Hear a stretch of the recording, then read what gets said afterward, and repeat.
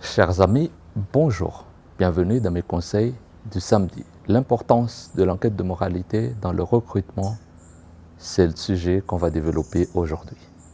Ici, on parle de l'entrepreneuriat, du leadership, de la stratégie et des investissements. Je suis Prosper Anxialoun. Commençons par une histoire triste. Le 13 décembre 1994, alors que tout le monde se préparait pour la fête de Noël, la fête de Nouvel An, un vol, le vol AE 3379 de la compagnie American Eagle, un Jetstream 32 s'est écrasé près de l'aéroport de Raleigh. Ce vol qui a relié Greensboro et Raleigh en Caroline du Nord avait à son bord 20 personnes, 2 pilotes et 18 passagers. L'appareil a pris du retard à son départ de Greensboro à cause d'un retard de chargement des bagages. Le vol s'est bien déroulé jusqu'à presque son arrivée. L'équipage conduit par le capitaine Hillis a eu leur feu vert pour atterrir à Raleigh. Et c'est là où soudain, le voyant lumineux du moteur gauche s'est allumé. En voyant le voyant lumineux, le capitaine qui a déjà engagé un atterrissage a décidé d'interrompre l'atterrissage et de remettre les gaz.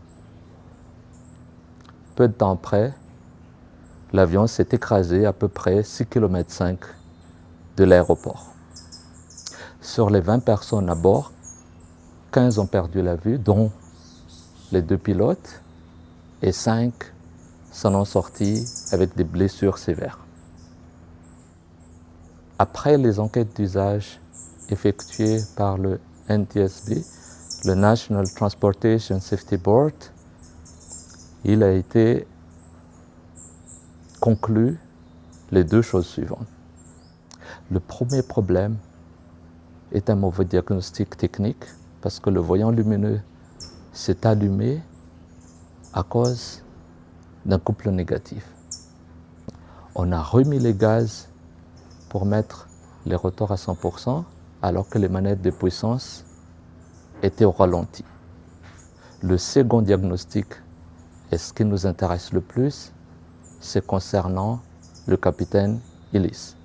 Il a travaillé dans une autre compagnie avant de rejoindre un an avant cela l'American Eagle. L'American Eagle, à son recrutement, n'a pas contacté la compagnie dans laquelle il travaillait. Ils n'ont pas fait ce qu'on appelle habituellement chez nous, chez Kentia, l'enquête de moralité. L'enquête de moralité, c'est quoi?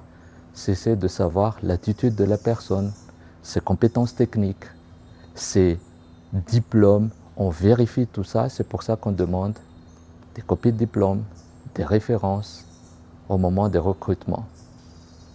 L'enquête de moralité est importante parce que si ça a été fait, peut-être que l'accident aurait pu être évité. Pourquoi? Parce qu'après enquête du NTSB, il s'est avéré que le pilote avait une attitude très bizarre. Il n'était pas capable, il avait la peur et dans des situations compliquées, il panique et il prend généralement de très mauvaises décisions. La compagnie s'apprêtait, après plusieurs formations et plusieurs évaluations, à le renvoyer, mais c'est pendant ce processus de renvoi qu'il a pu postuler et trouver un autre emploi. Et en plus, en tant que capitaine d'un Jetstream 32 auprès de la compagnie aérienne American Eagle. Ce malheureux accident a bien évidemment changé le processus de recrutement ou de transfert de personnel d'une compagnie à une autre qui sont devenus sévères, où on doit faire une transmission des dossiers de chaque personnel navigant, surtout les pilotes et les copilotes, non pas seulement aux États-Unis, mais dans le monde entier.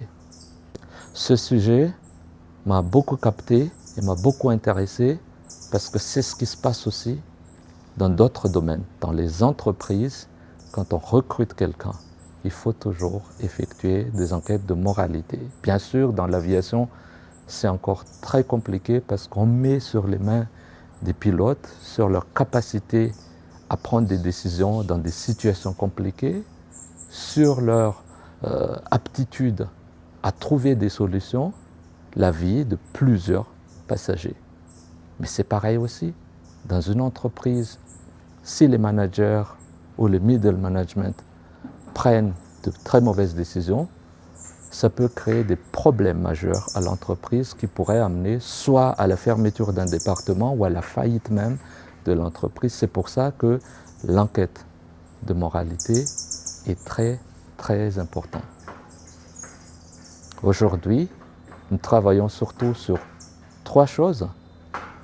La vérification des diplômes ou des certificats de formation, mais aussi la vérification de l'attitude de la personne dans les endroits où il a travaillé, où il a fait des stages, où il a fait ses études, où il participe dans une communauté, dans des associations comme ça. Et troisième chose, c'est tout ce qui est expérience. Qu'est-ce qu'il a pu faire avant, comment il a fait. Donc voilà, le savoir, le savoir-être et le savoir-faire. Sur ce, je vous dis à très bientôt et très bon week-end. Au revoir.